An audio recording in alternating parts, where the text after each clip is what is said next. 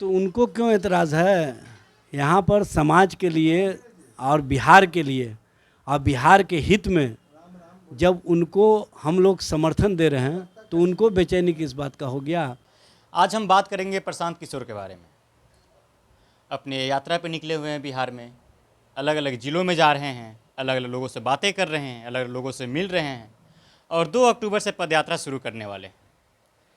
उन्होंने कल पहुँचे वो समस्तीपुर एक कार्यक्रम में उन्होंने कहा कि अगर सरकार 10 लाख नौकरी जिस दिन दे देगी उसी दिन अपना हम समर्थन सरकार को दे देंगे। और साथ ही साथ बात करते करते उन्होंने ये भी कहा जो 2005 में एनडीए की सरकार थी बहुत ही बढ़िया काम कर रही थी, यानी बातों बात में एनडीए की तारीफ भी कर रहे थे। और उनका ये भी कहना है कि ये सरकार जुमलाबाजी कर रही है। तो हमारे साथ आरजेडी के प्रवक्ता एजाज अहमद जी हैं, इनसे हम बात करते हैं। सर, प्रशांत किशोर को जानते हैं ना? कौन? वही जो भारतीय जनता पार्टी के लिए काम करते थे, उन्हीं की बात कर रहे हैं ना? जी, मैं नहीं कर रहा, ये आप कह रहे हैं। नहीं, ये तो सब लोग जानते हैं। और जुमलाबाज पार्टी के साथ रहने वाले जुमलाबाजी की बात करें तो इससे स्पष्ट होता है कि उनको पता है कि कौन सरकार जुमलाबाजी करती है। रोज़गार के मामले में 2 करोड़ हर साल रोज़गार देने का उन्होंने ही स्लोगन दिलवाया था और 8 साल हो गया, 16 करोड़ पर कभी बात नहीं किए। लेकिन 10 लाख रोज़गार की बात, 10 लाख नौकरी की बात जब हम लोगों ने किया तो आज उनके मुंह से बड़ी बड़ी बातें निकल रही हैं। इससे ही स्पष्ट होता है कि उन किनके पिच पर जा कर के किसके लिए खेल रहे हैं और किसके लिए बैटिंग करना चाहते हैं, यह स्पष्ट रूप से दिख रहा है। और ऐसे लोगों को जो कहीं ना कहीं दूसरे के लिए रिटायर हर्ट होने के बाद आकर के खेलते हों, वो अपनी राजनीति या अपनी बैटिंग नहीं करते हैं, वो दूसरे के रन में अपना रन जोड़ना चाहते हैं। और ऐसे जो बैट्समैन होते हैं उसको लोग समझ जाते हैं कि ये किस टाइप की बैटिंग करेंगे। सर, उन्होंने कहा कि जिस दिन सरकार 10 लाख नौकरी दे देगी उस दिन अपना समर्थन हम महागठबंधन को दे देंगे। उनके समर्थन की आवश्यकता कहाँ है? वो किसको समर्थन देंगे? वो जो व्यापार कर रहे हैं व्यापार करें न, व्यापार अच्छा कर लेते हैं। राजनीति उनके बस का बात नहीं है। अब बिहार है, ये बिहार में राजनीति उनके बस का नहीं है। बेकार का वो अपना पैसा खर्च कर रहे हैं। अगर उनको इतना ही शौक़ है तो एक चैरिटी बना लें और गरीबों की सेवा के लिए काम करें तो बेहतर रहेगा। कह रहे हैं कि नीतीश कुमार फेविकॉल लगा के कुर्सी से चिपक गए हैं, कम सीटें भी है उनकी, फिर भी हर एक बार मुख्यमंत्री वही रहेंगे।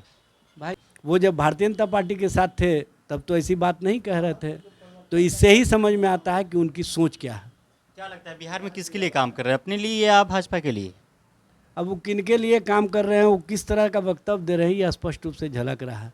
अब उसमें बताने की आवश्यकता नहीं है। और वो जिसके राजनीति की शुरुआत और जिसके सलाहकार बने, वो स्पष्ट रूप से समझ में आ जाएगा कि किसके इशारे पर इस तरह की राजनीति वो कर रहे हैं।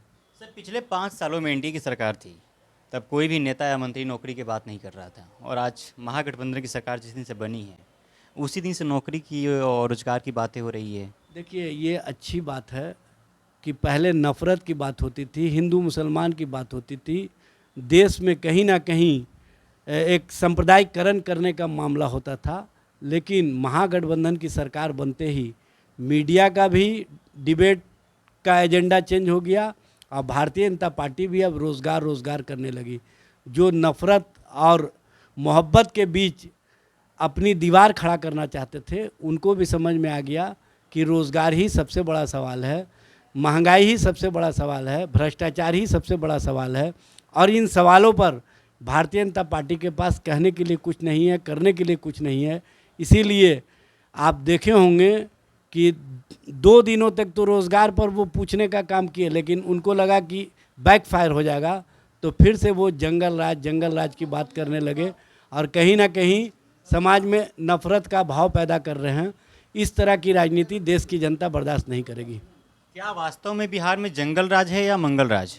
देखिए, आप सुने होंगे जो संभ्रांत लोग होते हैं, जो दबंग लोग होते हैं गांव के भी, वो गरीबों को किन भाषा से उपकृत करते हैं गांव के अंदर, उसी तरह से आप देखिएगा कि जब से महागठबंधन की सरकार आई है, भारतीय जनता पार्टी जो सामंत की सोच रखती है, जो गरीब के विरोध की सोच रखती है, वो बिहार में सरकार बनते ही जंगल राज का रट लगाने लगी है।